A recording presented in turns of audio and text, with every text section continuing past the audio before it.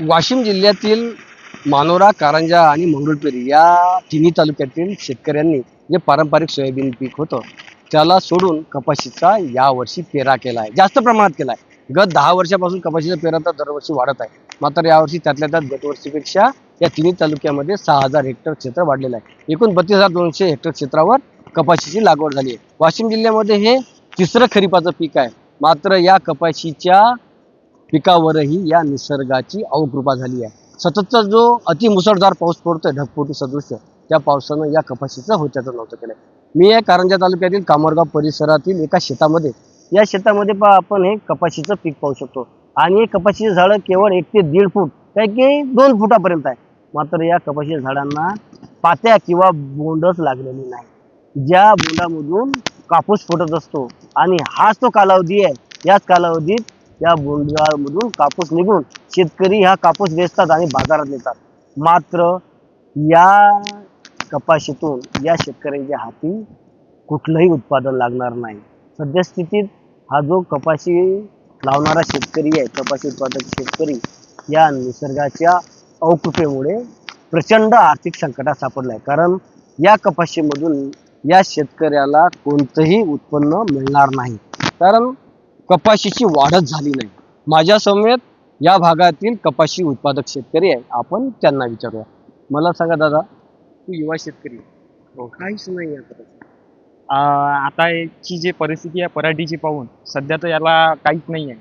आम्ही सोयाबीनच्या अनुरूपी हे पराठी सोयाबीन सोडून आम्ही पराठी पेरली होती. कारण हे पीक जे आहे हे व्यवस्थित आहे आणि शासनाचा जो भाव होता हा सोयाबीनपेक्षा बेटर होता यावेळेस.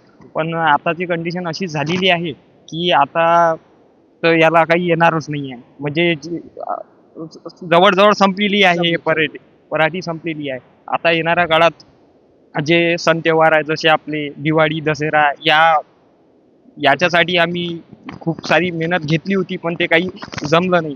आता शासनाने जसे आमचे पालकमंत्री आहेत तेच महाराष्ट्राचे कृषी मंत्री सुद्धा आहे. त्यांनी वाशिम जिल्ह्याची खास करून दखल घ्यावी आणि आमच्या भागात थोडं लक्ष द्यावं ही आमची विनंती आहे. आणि एक वेगळ्या प्रकारचे जे पॅकेज आहे हे पराठी कापूस उत्पादन शेतकऱ्यासाठी त्यांनी जाहीर करावी अशी आमची विनंती. दादा, प्रचंड असं नुकसान आहे. काहीच नाही कपाशीला. या भागातील सर्व कपाशी तर तिन्ही तालुक्यामध्ये मोठं नुकसान आहे. सोयाबीनचं तर आहे, त्यानंतर कपाशीचं पण तसं काय. आता 120 दिवसाची जी पराठी झालेली आहे याला पाहून तर घरात कापूस येणार नाही आहे तसा तरी. आणि जो लावलेला खर्च आहे तोही निघणार नाही आहे.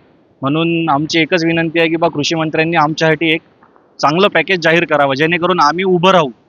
कारण जे समोर येणारे सण आहे आणि आमचं पूर्ण घर या शेतीवर अवलंबून आहे.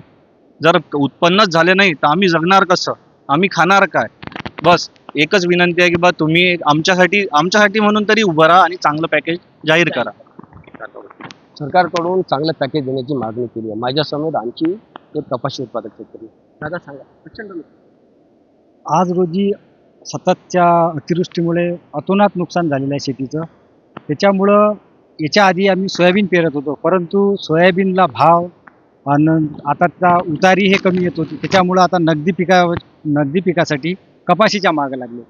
कपाशी सुरुवातीला चांगली जोमात होती, परंतु आज 120-130 दिवस झालेले आहे.